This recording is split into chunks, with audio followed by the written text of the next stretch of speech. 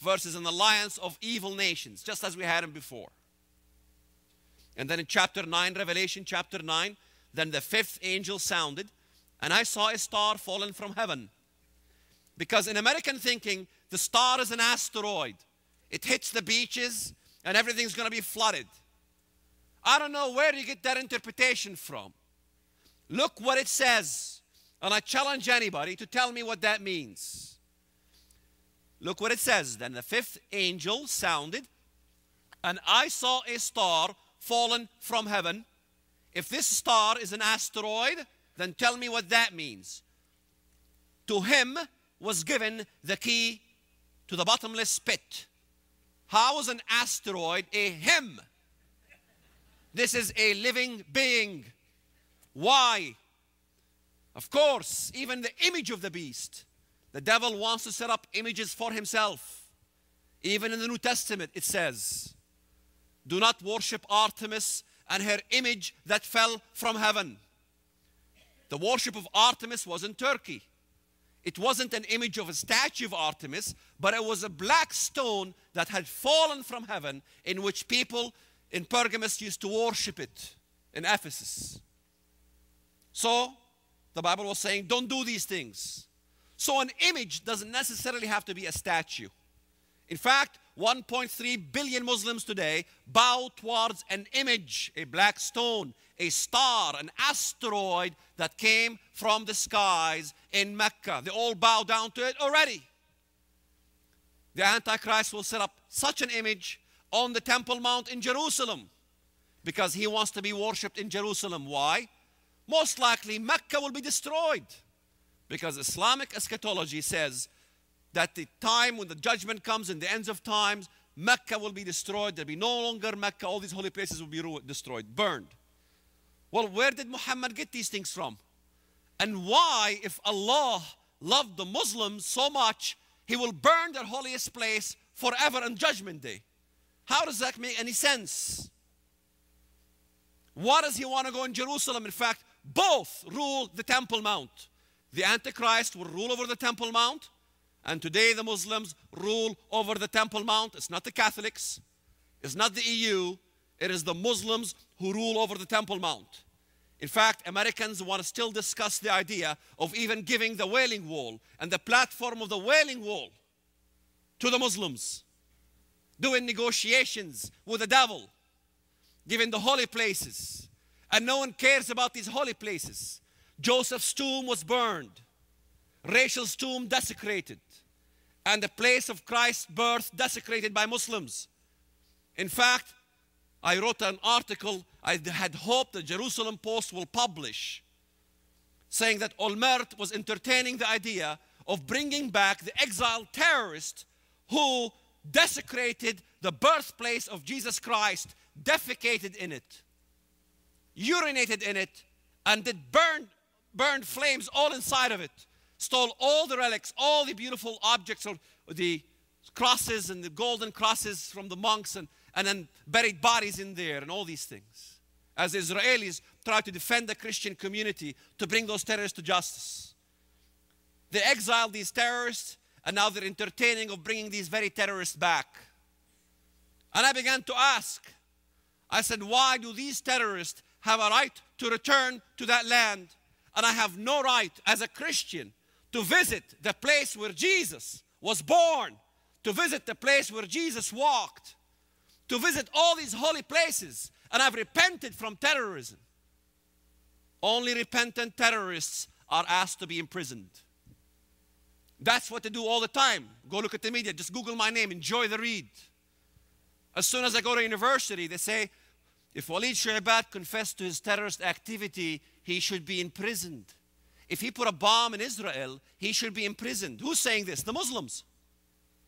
But when a terrorist puts a bomb who's a Muslim, not one will say he should be imprisoned. In other words, only repentant terrorists should be imprisoned, while real terrorists are set free and brought back to that land. I'm telling you, they accuse us of living in a la-la land, when in reality the whole world lives in la-la land. We're the normal ones and they're weird.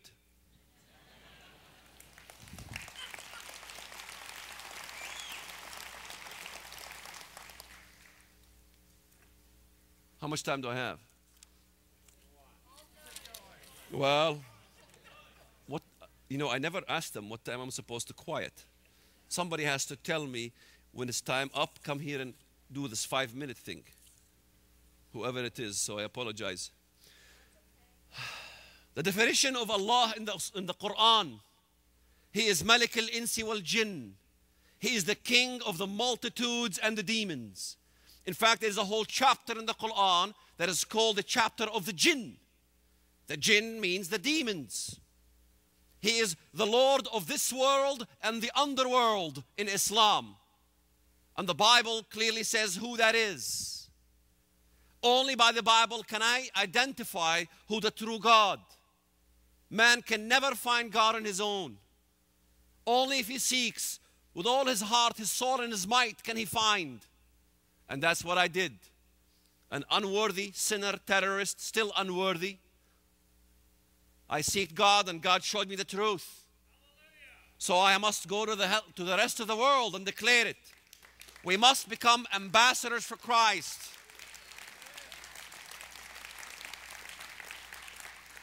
They both desire the destruction of Israel.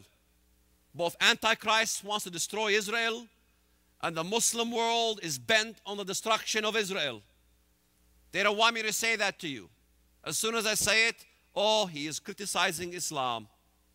How dare he criticize Islam? Well, everyone criticizes Christianity. Just go to any bookstore and look at the shelf. Richard Dawkins criticized Christianity. Christopher Hitchens writes, God is not great.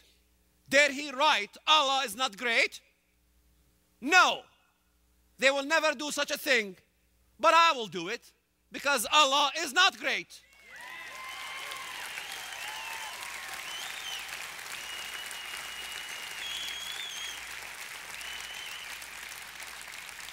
They both enjoy the desecration of bodies. In fact, if you look at the New Testament, clearly it says regarding the two witnesses, their bodies will be desecrated in the streets of old Jerusalem. Look what the Palestinians do when they desecrate bodies. If I went back home in 5 minutes, my body would be desecrated the same way. It will lay in the street for days. And that's exactly what will happen to the two witnesses. Who enjoys desecrating bodies?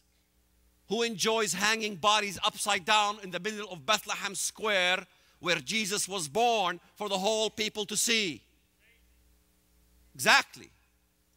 Satan does it, and it happens to the two witnesses. Islam seems to fit. In fact, the Messiah himself fights Muslims. In every single part of the Bible in which Christ fights, in Joel chapter 3, he fights Lebanon and Gaza. In Isaiah chapter 63, he fights Edom, Muslim country. He comes out with his garment sprinkled with blood. In Isaiah chapter 10, verse 34, Lebanon shall fall by the mighty one. The Lebanon that converts to Islam will be destroyed by the Messiah himself. Isaiah 19, who is he coming in the clouds? He comes in the clouds. Behold, he comes in the clouds, coming to fight Egypt, a Muslim country. I am not talking about destruction of Muslim countries before the Antichrist is ushered. Because in Western thinking, the destruction of Islam comes before the ushering of the Antichrist who comes from Europe. If that is true, why in every verse Christ is on earth fighting? He is fighting a Muslim nation. I can go on and on and on with tons of verses. Then those Muslim nations are gathered. Then they are thrown into the pit one after the other. From the prince of Tyre who declares, I am a god. He said, I sit in the seat of gods, yet you are a man and not a god. That's Antichrist declaring himself to be God. 2 minutes. And then he addresses, O Pharaoh, king of Egypt, O great monster who lies in the midst of his rivers. Chapter 29, addressing Antichrist, calling him the Pharaoh of Egypt, a Muslim country. Prince of Tyre, Lebanon, Muslim country. Then he